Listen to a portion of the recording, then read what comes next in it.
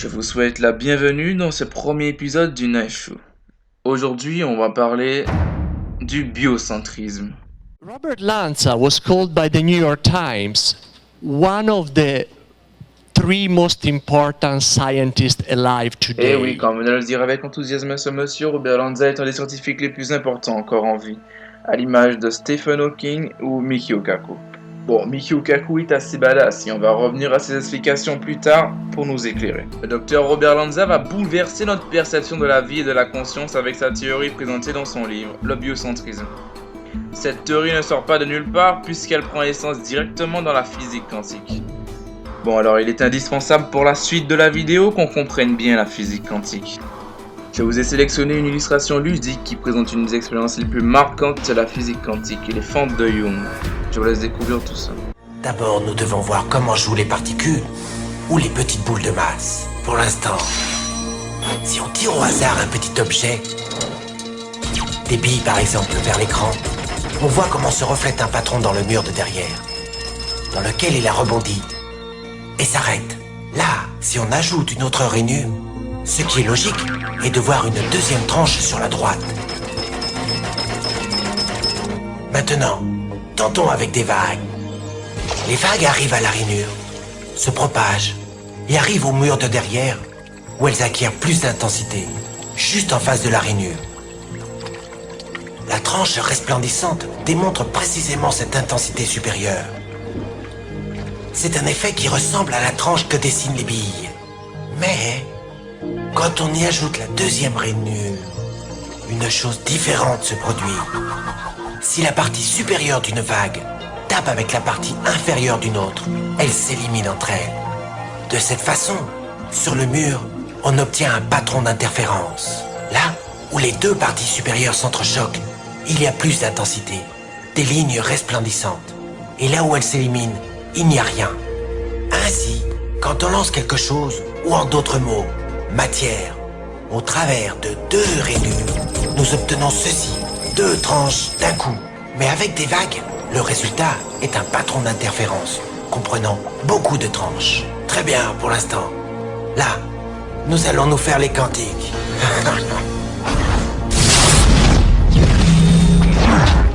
Un électron est un tout petit morceau de matière, comme une toute petite bille. Lançons une rafale au travers d'une rainure. Elle se comporte comme les billes, seulement une tranche. Si nous lançons ces tout petits bouts au travers des deux rainures, deux tranches devraient se dessiner comme c'est le cas des billes. Quoi? Un patron d'interférence? Nous avons lancé des électrons, des petits bouts de matière, mais on dirait un patron avec les vagues, et non pas comme avec les billes. Comment des bouts de matière peuvent-ils générer des patrons d'interférence, comme une vague? Cela n'a pas de sens. Mais les physiciens sont très intelligents. Ils ont pensé, peut-être les petites balles rebondissent les unes contre les autres et créent ce dessin. Donc, ils décidèrent de lancer les électrons un par un. Ainsi, ils ne pouvaient pas se porter préjudice les uns aux autres. Mais ils ont tenté le coup pendant 1 heure et ont vu le même patron d'interférence se créer. Nous ne pouvons pas ignorer la conclusion. Chaque électron part comme une particule, devient une onde de possibilité, passe par les deux rainures et interfère avec lui-même, jusqu'à ce qu'il tape le mur comme une particule. Mais mathématiquement, c'est encore plus curieux. Elle passe par les deux rainures et par aucune d'entre elles. Elle passe par une et passe par l'autre. Toutes ces possibilités sont superposées les unes avec les autres. L'expérience déconcerta énormément les physiciens, au point qu'ils décidèrent de regarder avec attention pour décider par quelle rainure l'électron passait-il en réalité. Ils ont mis un dispositif de mesurage juste à côté de l'écran des deux rainures pour voir par laquelle elle passait. Et ils lancèrent l'électron. Mais le monde quantique est beaucoup plus mystérieux de ce qu'ils pouvaient imaginer. Quand ils regardèrent, l'électron recommença à se comporter comme une petite bille. Il dessina un patron de deux tranches et non pas un patron d'interférence. La même action de mesurer ou observer par quelle rainure elle passait a fait qu'elle ne passe plus que par une et non pas par les deux. L'électron décida d'agir de façon différente. Comme s'il était conscient qu'on l'observait. Et c'est à ce moment-là que les physiciens sont entrés pour toujours dans l'étrange sous-monde des événements quantiques. Quoi? L'observateur a détruit la fonction de vague avec le simple regard. Bien, maintenant on doit connaître un autre grand point de la physique quantique, et donc on va attaquer sans plus attendre l'expérience du chat d'Erwin Schrödinger. Eh bien, l'expérience est la suivante. On place un chat et une fiole de gaz toxique dans une boîte.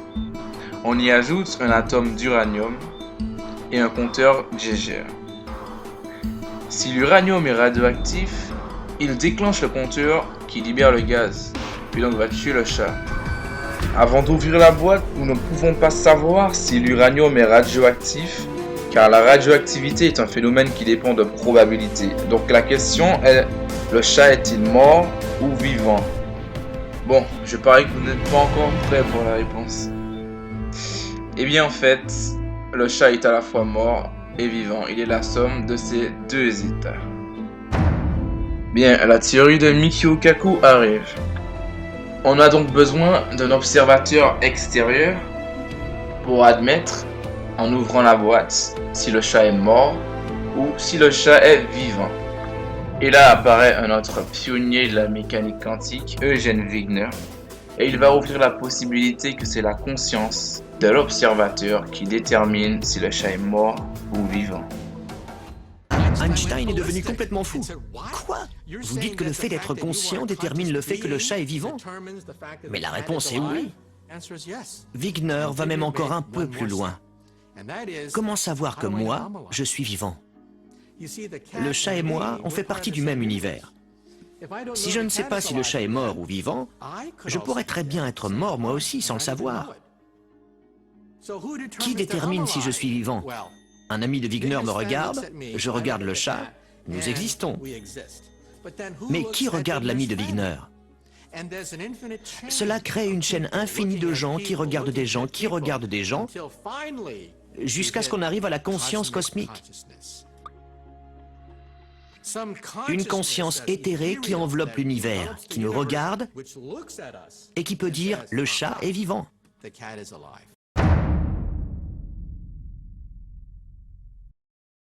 Après la mort de son vieil ami Michael Bessot, Albert Einstein dit « Voilà qu'il m'a précédé de peu en quittant ce monde étrange. Cela ne signifie rien. Pour nous, physiciens dans l'âme, cette séparation entre passé, présent et avenir ne garde que la valeur d'une illusion, si tenace soit-elle. » Cette phrase nous amène directement sur le biocentrisme de Lanza. Il nous dit donc que la réponse est simple, la réalité est un processus qui implique la conscience. Le ciel que nous observons est bleu, mais les cellules de notre cerveau pourraient être modifiées de façon à ce que le ciel soit perçu comme vert ou rouge. Avec un peu de génie génétique, nous pourrions probablement faire en sorte que ce ciel qui est rouge vibre ou fasse du bruit. Vous pensez que le ciel est clair ? Mais si les circuits de votre cerveau sont modifiés, il pourrait apparaître sombre. Bref, ce que vous voyez maintenant ne pourrait être présent sans votre conscience. Pour le biocentrisme, l'univers existe seulement parce que l'individu a conscience de celui-ci. La vie et la biologie sont au cœur de cette réalité et crée à son tour cet univers. L'univers en lui-même ne crée pas la vie. Cette théorie s'applique également au concept de temps et d'espace, qui, selon Lanza, tout simplement sont des instruments de notre imagination. Il va encore plus loin et aborde le concept de la mort. Le concept de mort tel que nous le connaissons ne peut exister dans un sens réel. Il n'y a pas de véritable frontière pour définir celui-ci. L'idée de mort n'existe que dans nos esprits et nous y croyons parce que nous l'associons à notre corps physique et que nous savons que celui-ci est amené à disparaître.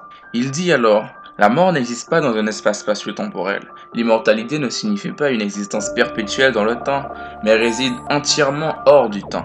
Cet enregistrement de conscience quantique explique les choses comme les expériences de mort imminente, la projection astrale et même la réincarnation, sans avoir besoin de faire appel à l'idéologie religieuse.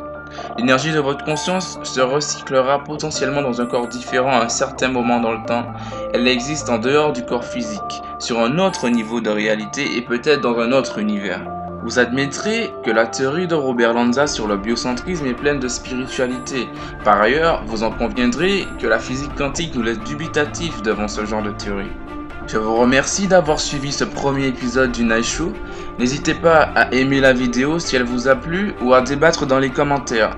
J'espère vous avoir rendu un peu plus curieux. Je vous invite également à vous abonner si ce genre de vidéo vous intéresse.